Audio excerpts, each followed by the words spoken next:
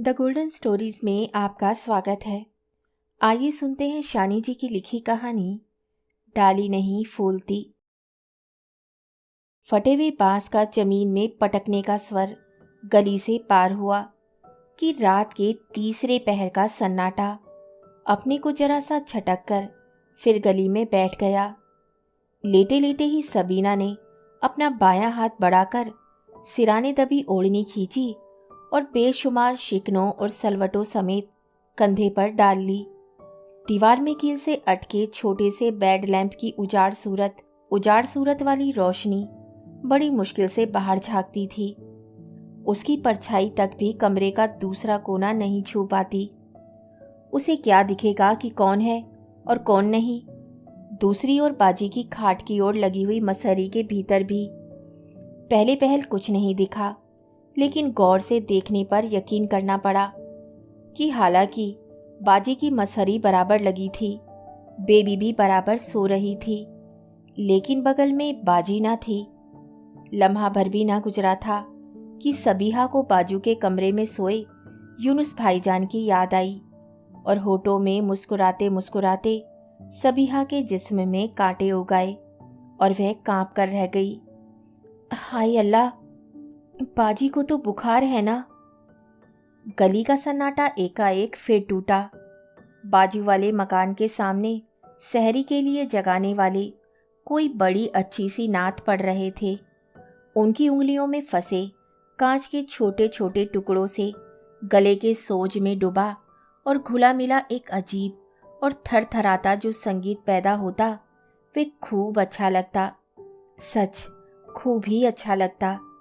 दो मोटी भारी पर मीठी आवाजें एक साथ उठती, सन्नाटे को खंगालती, रात के अंधेरे आंचल की सलवटों को मेटती और कहीं बिछल जाती।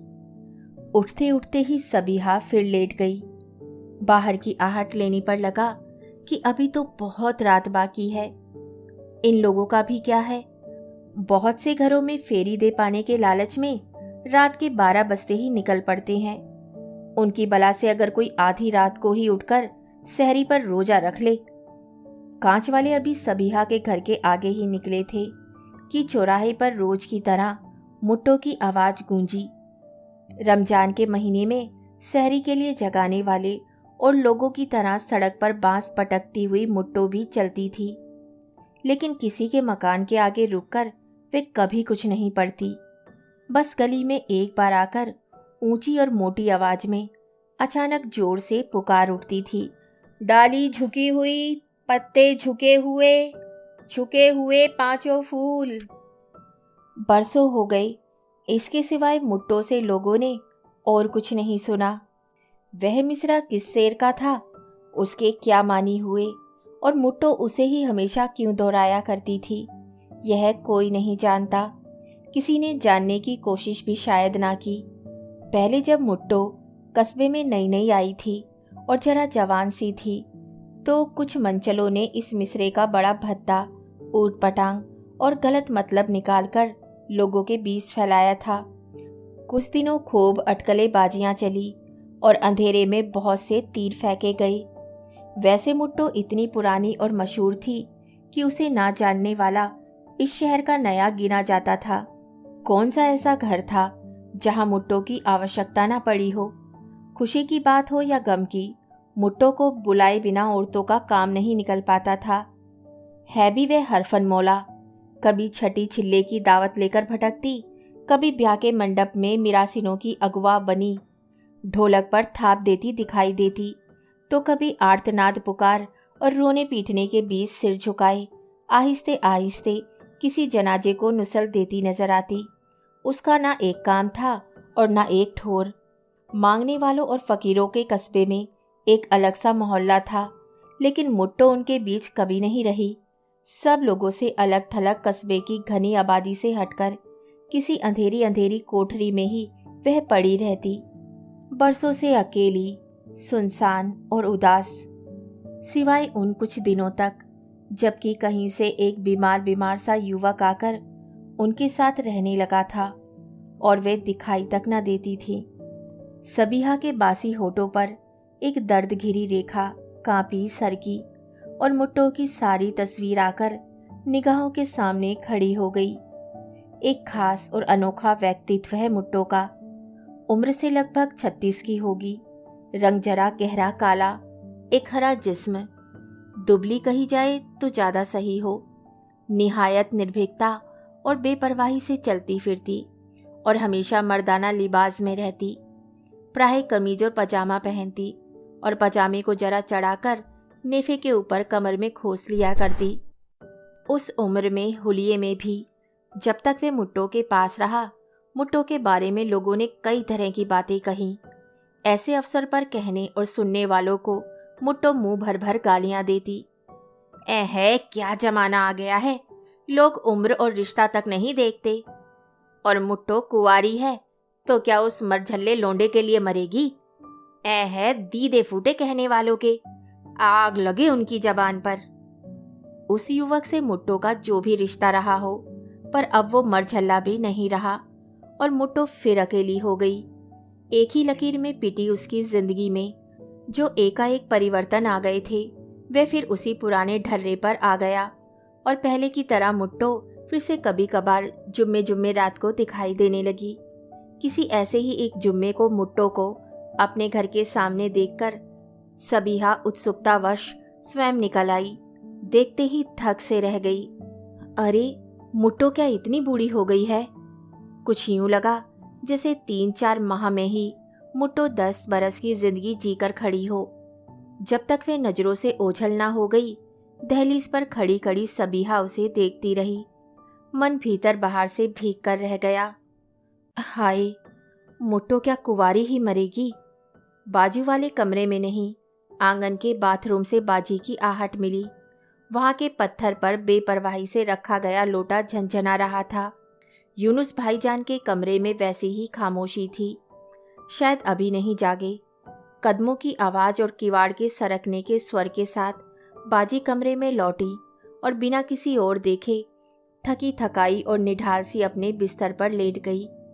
एक बार सबीहा का मन हुआ कि वह पुकार कर बाजी की तबीयत पूछ ले, लेकिन शब्द होठों तक आकर ठिठक गई और अंत में हारते हुए दम साध कर उसने आंखें बंद कर ली। बाजी को क्या हो गया था? मन में ढेर सा धुआं सा लेके वे चुपचाप क्या सोचती रहती हैं। तबीयत अच्छी रहने पर भी अब बाजी नहीं मुस्कुराती। एक अजीब सी कुंठा में घुट घुट कर रूखी और चिड़चिड़ी हो गई हैं। ब्याह के पहले वाली बाजी अब धीरे धीरे करके आज सबीहा से कितनी दूर सरक गई। उसे आश्चर्य होता है कि शादी होने के बाद लोग क्यों बदल जाते हैं। पहले जब बाजी का ब्याह नहीं हुआ था और वह सबीहा के साथ इकट्ठे रहती थी, तब की बात यूनुस भाईजान के यहाँ आने के बाद नहीं रही। दोनों के संबंधों की सारी उष्णता और माधुर्य कम होता इतना भर बच गया कि सबीहा बाजी की छोटी बहन है और कुछ नहीं। अभी मुश्किल से 1 साल ही बीता होगा कि एक दिन वे रस्सी बंधन भी कहीं भीतर से टूट गया। सबीहा को बाजी और यूनुस भाईजान के सहारे बेसहारा करके उसके अब्बा ने एक रात चुपचाप आंखें मूंद ली और कुछ ही महीनों में सबीहा यूं हो गई जैसे दोनों में रक्त का संबंध ना होकर मात्र परिचय ही हो, और उस पर दया करके बाजी ने अपने घर में रहने को जगह भर दे दी हो। धीरे धीरे करके दोनों के बीच जाने कौन सा तनाव आकर बैठ गया कि आपस में संक्षिप्त और कारोबारी बातों के अलावा और किसी चीज के लिए जगह ही नहीं रही। अवकाश के क्षणों में दोनों ने अपने अपने कमरों में चुपचाप लेटे हुए कितने घंटों के घंटे व्यर्थ गुजार दिए हैं, इसका लेखा जोखा रखकर वह क्या करेगी। शायद सबीहा और बाजी को बांधने वाली डोर कमल के नाल जैसी थी, जो टूटने के बावजूद अपने सिरों से निकले चंद बारीक और नाजुक रेशों से जुड़ी होती थी।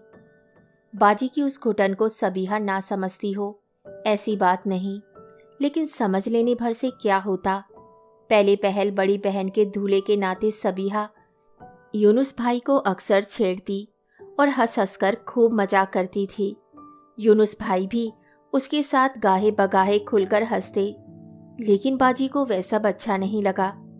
रात के खाने के बाद एक सिगरेट सुलगाकर यूनुस भाई रेडियो के पास वाली इजी चेयर पर धुएं और संगीत से घिरे घिराए चुपचाप पड़े रहते। इस वक्त अक्सर बाजी किचन में या तो खाने में लगी होती अथवा मूंदने ढकने में व्यस्त होती है। रोज के नियम अनुसार सबीहा तब पानदान के सामने बैठ यूनुस भाई के लिए पान लगाने में लग जाती हैं। उस रात शाम को बूंदाबांदी भी हो गई थी। शायद इसीलिए उमस थी। पीछे आंगन बहुत बड़ा है और अहाते की दीवार पर मधुमालती की बेल छा गई है। उसी के पास यूनुस भाई ने रात रानी का पौधा लगाया है जो अब फूलने लगा है। गर्मी की रातों में जब रात रानी की हर टहनी खिलकर महकती है तो एक बेखुद से नशे में मन की कई परतें उधर उधर जाती हैं।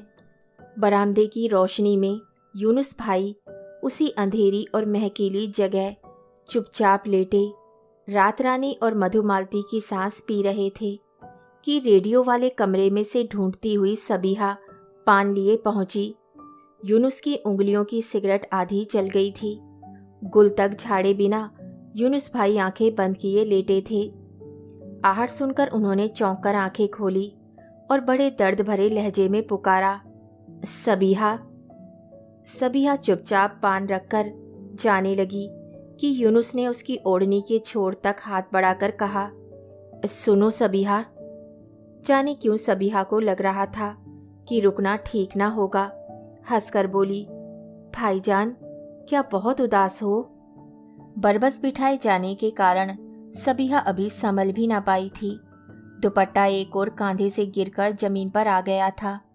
वह छोर उठाकर कांधे से लेते हुए सिर भी ना ढक पाई थी कि अचानक देखा बाजी आंगन तक आते आते क्षण भर के लिए रुकी। दोनों को देखा और वापस लौट गई। उसी क्षण सबीहा भी वापस लौट आई, लेकिन बाजी ने उसके बाद कई दिनों तक उससे बात ही ना की। आहिस्ते आहिस्ते उस रात की घटना आई गई हो गई। ना तो बाजी ने कुछ पूछा और ना ही सबीहा का साहस हुआ कि कोई सफाई दे सके। हालांकि वे एक क्षण के लिए भी यह भूल नहीं पाई कि बाजी उसे ओछी समझकर भीतर ही भीतर बेहद नफरत करती हैं। अक्सर मोहल्ले पड़ोस वाले रिश्तेदारों या मिलने जुलने वालों से प्राहे सबीहा के व्यवहार, कामकाज, स्वभाव और चाल चलन आदि की ढेर सारी शिकायतें बाजी करती।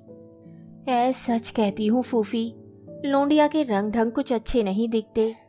किसी दिन खानदान के मुंह पर कालिक ना पोत जाए तो कहना। अरे बहन ही हुई तो क्या हुआ? फूफी, खाला, चाची या आपा तब दिली अफसोस जाहिर करती, नए जमाने को कोसती और अपने जमाने के साथ अपनी जवानी, कामकाज और सलीके मंदी की चर्चा के बाद आहिस्ते से कहती, एक बात कहूँ बहू, खुदा ने दुनिया में कीड़े पतंगे की जोड़ी बना भेजी है, इसे कहीं दे ले क्यों नहीं देती? ऐसे अवसर पर बाजी के चेहरे का रंग उड़ जाता। अचानक बाजी बात तोड़कर उठ जाती। यह जाने शायद इन्हें अपनी छाती पर पीपल नहीं दिखाई देता। पड़ोस के ताहिर अली साहब शायद उठ गए हैं। लगातार उनकी खांसी की आवाज़ आ रही है। मोहल्ले वाले ताहिर साहब को पसंद नहीं करते और ख़ास तौर पर उंगलियां चटका चटका कर गालियां देती हैं। ताहिर अली साहब अपनी 50 से अधिक की उम्र, सफ़ेद बर्फ सी दाढ़ी और दिन रात के रोजे नमाजे के बावजूद मोहल्ले वालों का विश्वास नहीं जीत पाए। लोगों का काम शायद इधर उधर और शायद बेबुनियाद बातें बकना ही होता है। आदमी लाख गिर जाए मगर भला बाप बेटी के रिश्ते में कोई खोट हो सकता है? इस बात पर कौन विश्वास करेगा?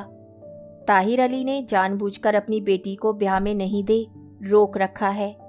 यूनुस भाई के कमरे से एकाएक खाट छोड़कर उठ खड़े होने की और फिर दरवाजे का पल्ला सरकाकर निकलने की आवाज़ हुई। जल्दी जल्दी में पाँवों में चप्पलें डालते हुए और लगभग घसीटते हुए यूनुस भाई अपने कमरे से निकले और आंगन की ओर बढ़ गए। सबीहा हड़बड़ाकर उठी और किचन में घुस गई। सहरी के बाद और नियत बांधने से पहले एक सिगरेट सुलगाए यूनुस भाई आंगन में टहलते रहते हैं और उस समय तक टहलते रहते हैं जब तक कि आंख ना खुल जाए और पूर्वी क्षितिज में रंग बिरंगे बादलों की ढकी ढकाई किरणों की धुंधली परछाइयाँ रात रानी के बासी फूलों, मोगरे की नौ कलियों और मधुमालती की ताज़ा पंखुड़ियों की महक साथ साथ उजागर ना कर दें। किचन से निकलकर सबीहा कमरे में आई। बाजी की आंख लग गई थी। उनकी मसहरी का पल्ला जरा सा खुल गया था। शायद मच्छर घुस रहे हों।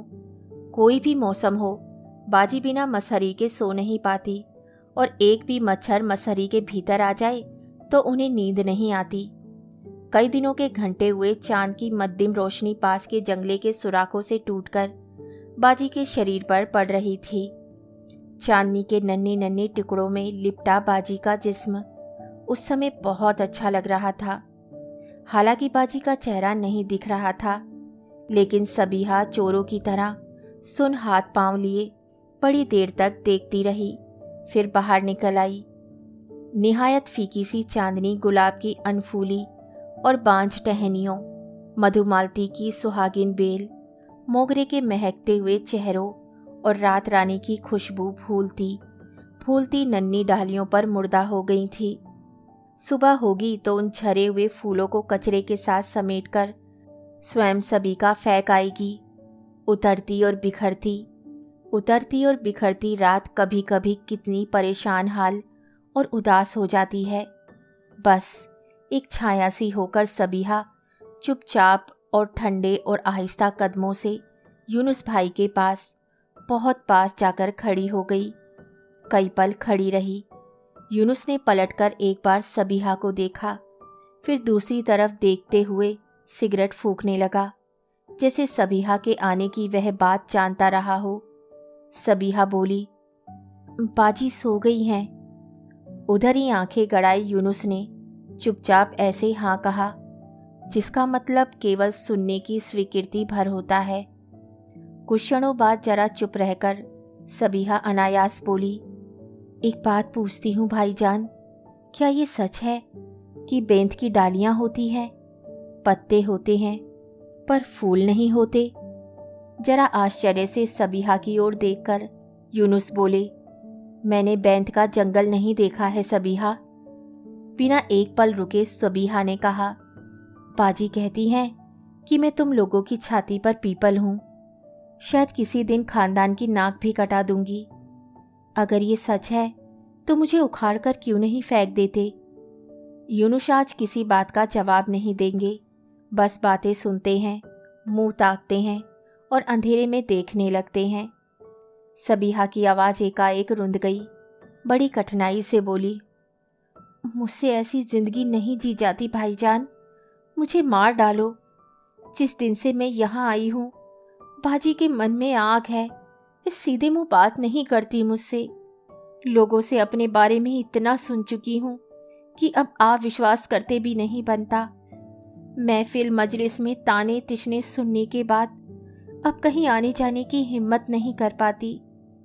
ऐसे में किसी दिन क्या पागल नहीं हो जाऊंगी?